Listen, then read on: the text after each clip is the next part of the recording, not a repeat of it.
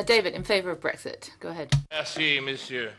Well, on the first report, Mrs Van Dalen, Mato, or Dust said Brexit would be bad for Europe.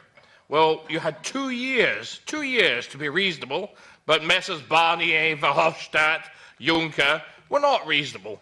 Now you run out of time, and you're going to have problems.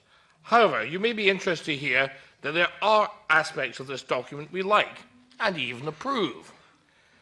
It states certain facts, which some wish to deny. It says, for instance, that the EU does lose access to UK waters in the event of no withdrawal agreement. Fact. UK waters alone are worth over 500 million euros to the EU. Fact. Some fleets are very UK dependent. Half Belgian landings come from UK waters. Fact. Thus, it recognises that we have what I have long said on this committee, the impact of sudden closure of UK waters to Union fishing vessels would therefore be substantial, with a strong negative impact. Fact.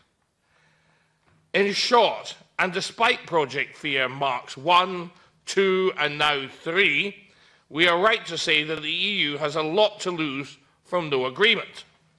Where the report does frankly astound me is that it goes on to claim the proposed modification does not imply any changes in the multi-annual financial framework.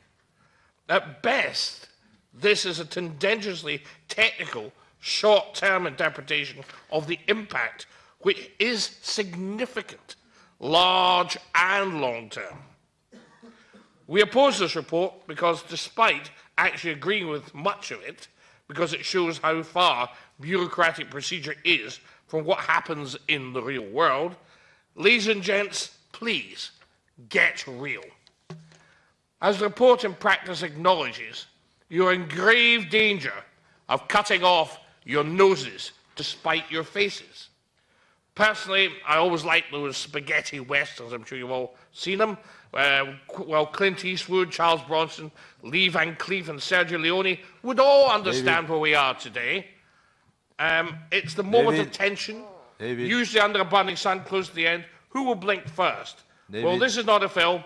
It's about real people's lives and businesses. So let's end the current Mexican standoff. Let's remove the backstop and get on with the practical process of agreeing how we can arrive at a win-win situation. Brexit, not a current lose-lose. Please. Thank you very much. First of all, I would like to highlight that, especially from unexpected corners in this room, we hear so many statements by the Commission and these documents declared as facts, and that's good news, especially in times of fake news. It's always comforting to see that we produce facts rather than moral judgments. First of all, on the funding, we are cooperating in these two proposals, well, in one proposal actually, on the premise that there will be no extra funding. Whether there will be extra funding, that's a completely different discussion. For this proposal, there will be no extra funding. Member states will have to provide the funding from their own national envelope. Please also bear in mind that if there were to be extra funding, that would go into the EMFF. It would not necessarily go to the 8 member states directly affected. It would be in negotiation between 28 or 27 member states, depending a bit on the moment. Even practically, the availability of extra funding would lead to many complications that would most certainly not help to a timely adoption of these proposals. That's on the money side. Immediately after, it is true that the proposal on the EMFF has let's say, an expiration date. The expiration date is not the end of 2019, but the end of the EMFF period. So it's 2 years.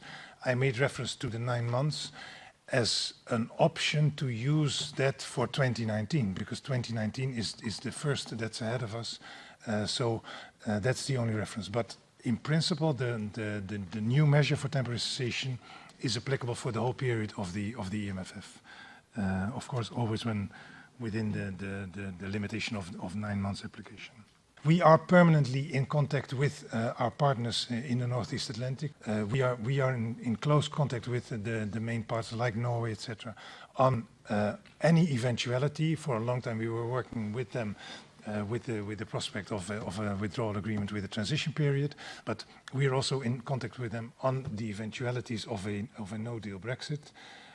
Because there will be changes to some of them as well, because for them also the UK will become an independent state, and even if we, between the EU and the UK and for instance Norway or another third party, we maintain everything as business as usual for 2019, there will have to be some arrangement between the UK as the one who controls their waters with third parties, but we know that there is communication between all parties, including between London and these parties, about how we should tackle this from the first day after the Brexit onwards. Thank you very much, Joost. I'd like to make one comment. Now, quite honestly, we weren't at all prepared for a no-deal scenario, which explains the urgency measures that we've been talking about today.